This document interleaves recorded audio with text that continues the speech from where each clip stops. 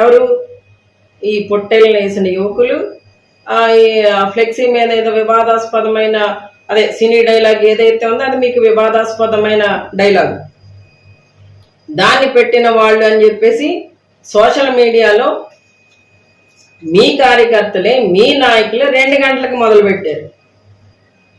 మీరు ఎన్ని గంటలకు నడిపించారు మా యువకుల్ని? 4 గంటలకు. అంటే ఇదంతా మీకు తెలిసే, మీకు అనుసరణలోనే, మీ ద్వారానే మీరే పోలీసులతో చేయించారనడానికి ఇవి సాక్ష్యాలు. ఇవన్నీ మీ దగ్గర పెట్టుకుని ఈ రోజున నల్లజర్ల స్టేషన్కి సంబంధించిన సిఐ ఎవరు? రాంబాబు గారు. ఆయన అండర్లో కదా వీళ్ళు ఉండాలి. మరి దేవరపల్లి సిఐ నాయక్ గారు ఎందుకు వచ్చారు?